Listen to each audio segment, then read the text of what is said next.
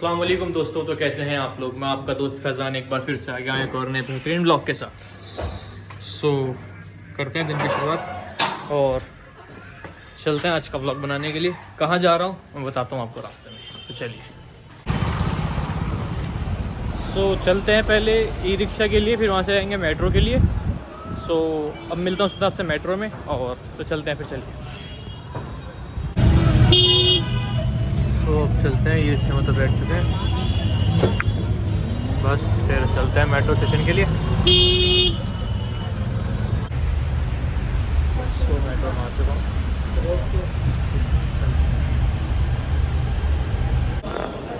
अब प्रीतगढ़ metro station पे आ चुका हूँ और अभी इंटरचेंज करने की बारी है। तो मेट्रो आ रही है, फिर इंटरचेंज करना है, फिर चलते हैं। अब बताता हूँ कहाँ जा रहा हूँ।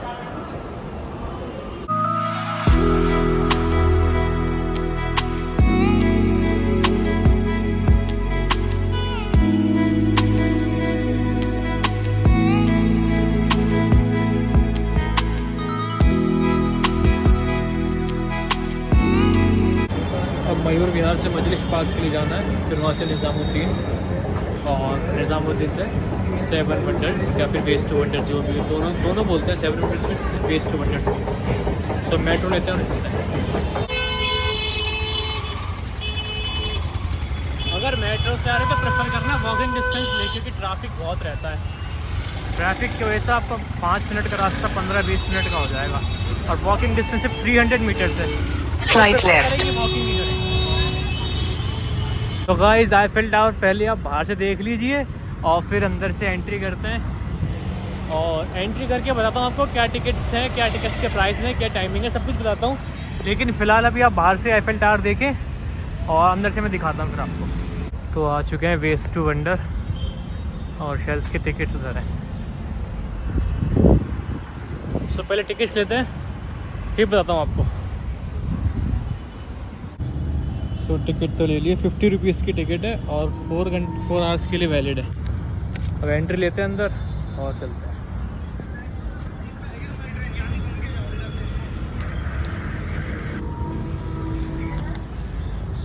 एंट्री कुछ इस तरह से, अभी शायद अंडर कंस्ट्रक्शन है। अंदर एंट्री करते एक छोटा सा फाउंटेन है,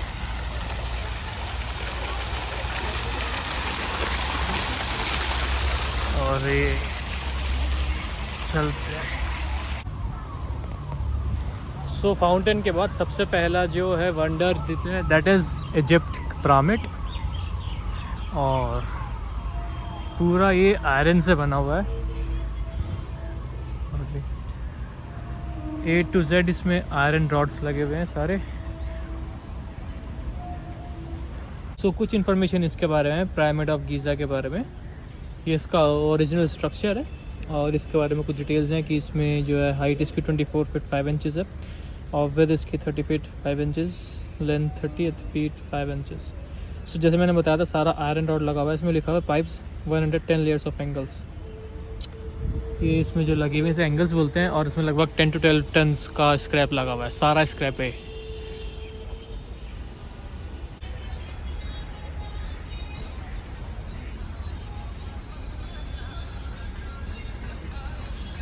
हम सेकेंड मॉन्यूमेंट यानी सेकेंड वंडर्स पर आ चुके हैं, that is leaning tower of Pisa. और लीनिंग टावर ऑफ पीसा कुछ इस तरह से।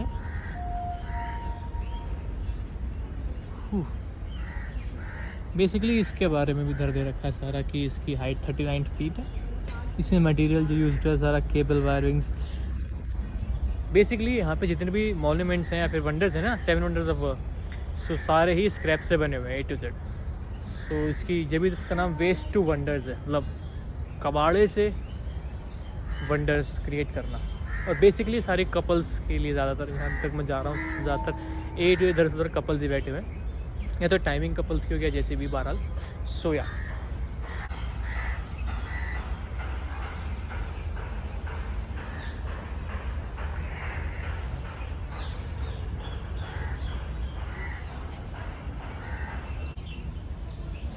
और माशाल्लाह ग्रीनरी भी बहुत कर रखी है यहाँ पे।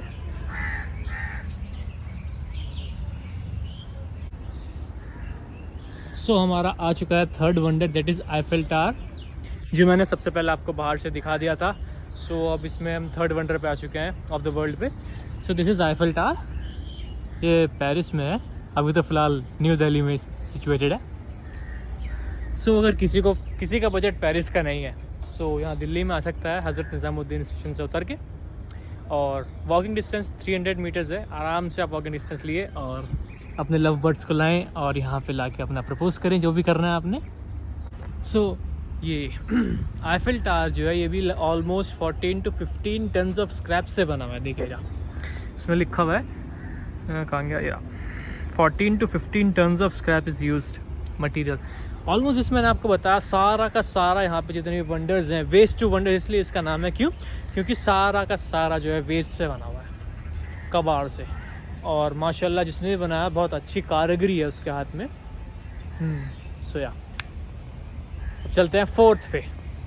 और बाकी जैसे मैंने बताया सारा A to Z कपल्स के लिए ज़्यादा रिकमेंडेड है यहाँ पे। मतलब रिकमेंड मैं नहीं करूँगा, लेकिन हाँ जैसे मैंने अभी तक देखा है यहाँ पे कोई इधर बैठा हुआ है, कोई इधर बैठा हुआ है, हर्ट्स बनी हुई है पीछे और शेड्स बने हुए हैं, तो सारे कपल्स और टीनेजर्स वाले हैं, मतलब हमारी तुम्हारी उम्र के, लगभग 15 to 25 के बिटवीन। सो या और जैसे मैंने आपको बताया माशाल्लाह ग्रीनरी देखें आप कितनी अच्छी है। माशाल्लाह रास्ता तो बहुत प्यारा बना रखा है। इधर ग्रीनरी है, इधर से अंडर कंस्ट्रक्शन है, कुछ कंस्ट्रक्शन होगा, लेकिन आप तो पाथ देखिए वाला जो पाथ है इसको कंसंट्रेशन करें इस पर। और माशाल्लाह ये हमने वाइड एंगल कर दिया, ओए होए इतना ज़बरदस्त लग रहा है। सो हमारा फोर्थ वेस्ट ऑफ वंडर आ चुका है, दैट इज़ कोलोसियम। अगर मैं इसकी प्रोनाउंसिएशन थोड़ी गलत कर दूँ प्लीज़ सॉरी। और इसके बारे में मेरे को थोड़ी बहुत नॉलेज है, क्योंकि मैं देखता रहता हूँ सीरीज़। ये बेसिकली रोम में सिचुएटेड है। और इसमें क्या करते थे पहले, जो रोम जब शायद 15th और 14th सेंचुरी में, तो रोमन एम्पायर जब रोम का अपना वहाँ पे सिचुएटेड था, तो वहाँ की जो पब्लिक थे वो क्या करते टाइम पास करने के लिए इसके अंदर वो फाइट्स कराते थे। एरिना था एक तरह से, और इसी में ही होता जैसे ग्लैडिएटर्स हो गया या स्पार्टेकस हो गया, दोनों सीरीज़ बहुत बढ़िया हैं, नेटफ्लिक्स पे मिल जाएंगी आपको, चेक करना।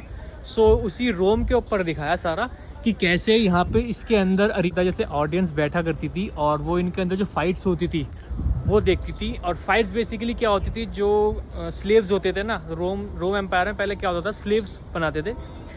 जो गरीब होते हैं दूसरे तरफ से होते हैं, तो वो अपने स्लेव्स लाते थे लड़ाने के लिए, फाइट कराने के लिए। और जो जीतता था टिल डेथ, जब तक एक इंसान मर नहीं रहा दूसरा इंसान जीत नहीं सकता, तो जब तक वो नहीं जीतता तो सब तक यहाँ पे चीयर अप होता था सबका। एक तरह से डेथ गेम था ये। और जो रोम की आवाम थी, मतलब रोम की पब्लिक जो थी, वो इसी चीज़ को देख के बहुत खुश होती थी। लेकिन ये सिर्फ उनके लिए था जिनके जो स्लेव्स होते थे। अगर आप एक बार ग्लैडिएटर या फिर स्पार्टेकस देखेंगे तो आपको बहुत ईजिली समझ आ जाएगा कि मैं बोलना क्या चाह रहा हूँ और समझाना क्या चाहता हूँ आपको। सो या ये बहुत फेमस है रोम का कोलोसियम।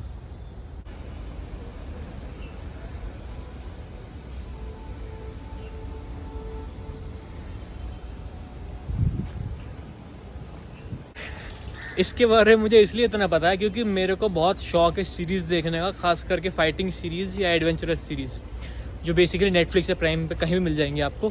सोया और इसमें मेरे को बहुत मज़ा आता है। तो मेरे को रोम के बारे में इसलिए ज़्यादा पता है क्योंकि मैं देखता रहता हूँ उनकी सीरीज़। सो ये रहा मेरे पीछे कोलोसियम।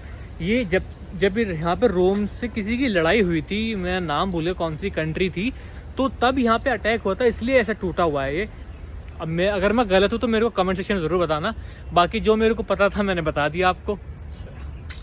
अब चलते हैं नेक्स्ट की तरफ, यानी फिफ्थ हमारे पास जो भी है। तो फिफ्थ मॉन्यूमेंट यानी अपना wonder, that is Taj Mahal Agra. So अगर किसी का बजट नहीं हो पा रहा आगरा जाने का, किसी के पास टाइम नहीं है इतना दूर जाने के लिए, सो अपना दिल्ली में आए और अपना ताजमहल एंजॉय करें। A to Z डिटेलिंग कर रखी है सारी यहाँ पे, फाउंटेन से लेके सब कुछ ऊपर तक A to Z। बस साइज़ में थोड़ा छोटा है, बाकी सब कुछ सही है। इसके बारे में कुछ डिटेल्स दे रखी है येरी, जैसे ये भी हमारा जो यूज्ड हुआ है इसमें भी एंगल्स ट्रक के लगे हुए हैं, कपबोर्ड शीट्स लगी हुए हैं, नट्स एंड बोल्ट्स हैं। सो या 1600 साइकिल्स रिंग्स इसमें लगी हुई हैं और ऑलमोस्ट 16 टन्स ऑफ स्क्रैप इसमें यूज्ड हुआ है। हाइट इसकी 37 फीट है और विड्थ इसकी 43 और लेंथ 43 फीट्स। सो या अब चलते हैं नेक्स्ट की तरफ और बाकी हाँ बिल्कुल same to ditto A to Z ऐसे बना रखा है कि वहाँ पे कपल्स बैठे थे, मैंने डिस्टर्ब कर दिया उन्हें, sorry for that brother. But या तो नेक्स्ट की तरफ चलते हैं। सो अब चलते हैं 6th वंडर की तरफ, that is I think this is Rio Redeemer. I think ये रियो, हाँ ये ना इसमें लिखा हुआ है रियो रिडीमर। हमने इसको बहुत सारे ऑलमोस्ट फास्ट एंड फ्यूरियस की हर मूवी में देखा होगा ऑलमोस्ट इसको। सो या और इसके बारे में बताते हैं, दे भी 4 to 5 टन्स ऑफ स्क्रैप इसमें यूज हुआ है। और ओरिजिनल ये कहाँ से था, ब्राज़ील, या मेरा ब्राज़ील, हाँ तो हमने इसे देखा है ब्राज़ील में, क्योंकि ऑलमोस्ट फास्ट एंड फ्यूरियस ज़्यादातर ब्राज़ील में शूट हुई है। सो हमने इसको बहुत बार देखा हुआ है। तो ये भी सारा उसी एंगल से और आयरन रॉड से बना हुआ है।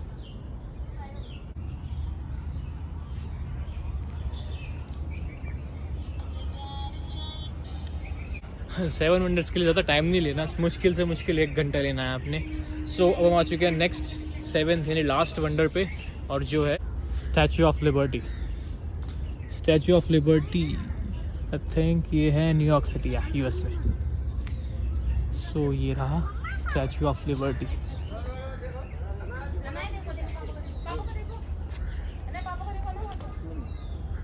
सो 7 वंडर्स तो यहीं पे ख़त्म होता है। ऑलमोस्ट सिर्फ 1 या 1.5 घंटा मैक्स टू मैक्स चाहिए आपको, अगर आप अकेले आ रहे हैं। और किसी के साथ आ रहे हैं तो आपके ऊपर डिपेंड करता है। जैसे कि मैं तो अकेला आया था, मेरा 1 घंटे में पूरा मैंने दिखा दिया आप सबको। अब बाकी मैं थंबनेल के लिए फ़ोटोज़ लेता हूँ, और कुछ डिटेल देनी हुई तो आपको डिटेल्स देता हूँ। बाकी इधर उधर जा रहा हूँ तो कपल्स बहुत डिस्टर्ब हो रहे हैं मेरे से, घूर घूर के देख रहे हैं। सो या ignore them.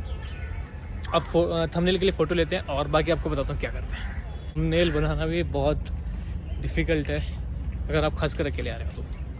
Very honest 7 wonder से ज़्यादा अच्छा मेरे को यहाँ की ग्रीनरी लग रही है। जो पीस मिल रहा है ना यहाँ पे, कसम से बहुत ज़्यादा दिखाना, मैं दिखाता हूँ आपको, देखो आप फील कर सकते हैं मैं कौन सी वाइब्स बोल रहा हूँ यहाँ पे। शांति। सो गाइस वापस आ चुका हूँ अभी इधर की तरफ जहाँ से एंट्री करी थी।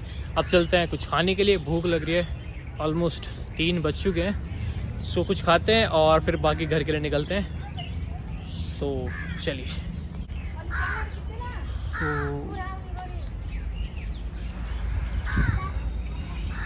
ये रहा जहाँ से स्टार्ट करा था, और बस इतना ही कुछ है यहाँ पे।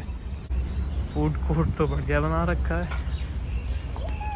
राजधानी इंडियन रेलवे, सही है।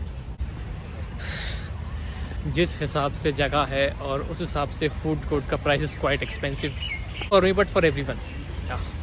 अगर आप छोटी चीज़ भी देखते हैं तो एक आलू patty burger normally 50 to 80 rupees का होता है, बट यहाँ पे 150 रुपीज़ का दे रखा था। So quite expensive, double price है ऊपर से। सो मैं जाता हूँ मेट्रो स्टेशन वापस से, और फिर मेट्रो स्टेशन पे खाते हैं कुछ अच्छा सा खाना, क्योंकि I am not gonna pay here, बहुत एक्सपेंसिव है। सो चलते हैं। सो अब वापस से मेट्रो स्टेशन आ चुका हूँ, सराय काले खां मेट्रो स्टेशन निज़ामुद्दीन। अब चलते हैं यहाँ से। और सो मेरे कार्ड में बहुत दिक्कत हुई थी, टॉपअप नहीं हो रहा था। अब मैंने अभी चेक करा तब भी नहीं हो रहा, अब दोबारा से टोकन लेना पड़ेगा। सुबह भी है ना टोकन ही लिया था, अब दोबारा टोकन लेना पड़ेगा। सो चलते हैं, टोकन लेते हैं और फिर बाकी दिखाते हैं। अभी तो फ़िलहाल फ्रूटी पी के काम चलाना पड़ रहा है। वेलकम पे जाके चेंज करूँगा, वेलकम पे कुछ खाऊंगा, वहीं मिलता है अच्छा सा।